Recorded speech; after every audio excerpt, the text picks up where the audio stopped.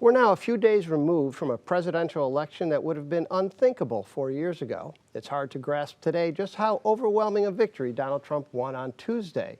He not only ran the table on the battleground states, he did much better than before, even in the blue states he lost previously.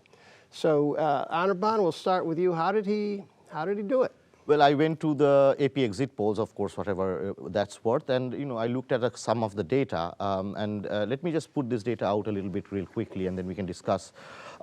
If you look at race, majority of white people voted for Trump, white men and women. And so it was about 75% of the electorate, whereas 10% of the electorate were black and about 10% Latino and about 5% other. And there also Harris, blacks, Latinos voted mostly for Harris, but Harris also lost some percentage points within those groups. Suburban voters also kind of, Harris lost points there, although they kind of voted for Trump before and now, but men and women. But Harris lost some of the percentage points there. Let's be very clear. I saw this in 2000s in India, right? There's this idea of the Hindu supremacy. India is for the Hindus. The Muslims are terrible, destroying the country. And many liberals and right-wing people love that idea. And here also we see what did Trump do, right? His messaging was extreme xenophobia, mass deportation. And, that might have rang true with a lot of white voters. And this has been a very long trend in U.S. history. When people, prior to the election, and even I think in exit polls, said that the economy was what they were voting on, and I wonder, has he created a new Republican coalition? It's now very much a working class party, which almost seems strange to say, because 30 years ago, I certainly wouldn't. It is not a working class party. It has some defections from certain racial groups. But again, overwhelmingly, the only racial group that voted overwhelmingly for Trump are white people. And they are 75% of the electorate. We cannot walk away from that at all. The more predictive thing of who people are going to vote for comes down to your economic status and your educational level. People lie. And when you're voting anonymously, even though whatever you're registered, when you come out of the area and you're talking in a survey, it's assuming that you're telling the truth. It's assuming it's representative. So that's what we're basing this on. There are stuff that this election was about that is not said out loud, that people aren't going to go on the record about. Mm-hmm. That is right. Many people, for example, don't say that. They say economy is the reason, but the reason is actually cultural issues.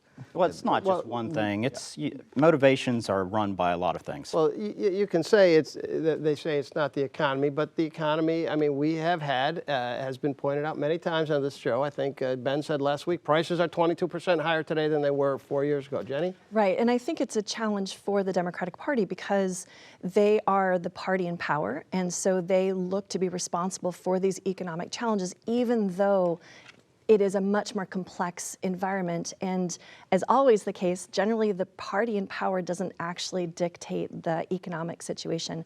Some of the inflationary pressures are, not some, really most of the inflationary pressures are because of COVID and the supply chain issues, but nevertheless, right, the voters blame the current incumbents for that. And it's a larger wave we're seeing globally in shifts, regardless of who the party is in power, to a new change because they're unsatisfied with the current state of things. I would absolutely agree with that. The other thing that I think is a part of this too is the fact that, and this is where you do have to sort of look at how the Democrats ran both parts of the campaign. The Democrats were never able to answer what for the Republicans was a simple question. Are you better off now than you were 4 years ago? And I'll take one example. You look at student debt relief. Here you have President Biden initially, and of course Kamala Harris as his vice president, doing everything he could to get student debt relief and getting some of it. But yet the party didn't seem to get any credit for it. Now, some might argue that's because there was a class issue and they see that as only benefiting those who are college educated. But others might argue that's because you also don't realize sort of the differences in people who might have $40,000 to $60,000 of debt because they went to grad school, versus the young person who's trying to live off of their financial aid. Those are sort of two different demographics. And that was one of the issues here. So yes, it was the economy, but then you have to break down what is the economy for which demographic group. And I also think the Israel-Palestine issue was very, very big in many places, and the Democratic Party did not have any clear answer. They were equivocating constantly. They didn't even welcome a Palestinian speaker in their own convention, and now they're wondering why the Arabs didn't vote for them. They told us that they will not vote for the Democrats, and they didn't, and they shouldn't either, I think. Okay, so that gets to the point about the youth vote, which, I mean, there was all this push for young people would vote for Kamala Harris, and while they did, Jenny, they didn't vote for her in huge numbers, right? And They didn't. Yeah, no, they didn't. So younger voters actually shifted more towards Trump than I think was expected. There's an interesting data point that is interesting, and I'll acknowledge Ben's concerns about exit polls, because all of what we're reflecting on now is based on exit polls, which have some unevenness in terms of how insightful they really are. Nevertheless, older people, so basically the boomers, which historically have, well, by historically I mean the last couple of elections, have been very positive on Trump. Actually, we saw a blue shift in the oldest demographic, and that is interesting. Mm-hmm. And we have to ask too, I mean, so the president-elect has pretty much said, he's made it clear who he is, right? And people have voted for that. So what is that? Is that who we are? I mean, do we want as a nation this this big increase in executive power? I mean, this is a huge expansion of executive power. It is. I think him going on Jeff Rogan spoke to younger people, and Kamala Harris was not willing to go on some of these younger platforms and answer hard questions for a long period of time.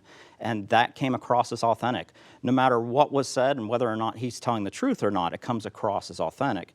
And it was grabbing.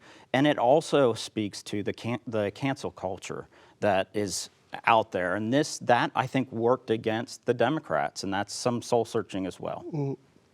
But I'm really kind of wondering about this idea of having a president with this much authority. I don't know if I'm not sure the public was paying attention exactly to that particular issue. So I care a lot about institutions, institutional structures, but I think that makes me kind of weird, because I think most ordinary Americans are just going through their day trying to figure out how they're paying their bills, taking care of childcare, getting their kids off to college. Those bread and butter issues are what drive the ways voters think, not what's happening to our democracy. What does it mean if you have kind of authoritarian leader who now has the Senate and probably the House, as well as a conservative Supreme Court behind him? Okay, and that kind of gets to a point you had made earlier in the green room about campaigns don't matter so much as these things, the perception of the economy, the mood of the country.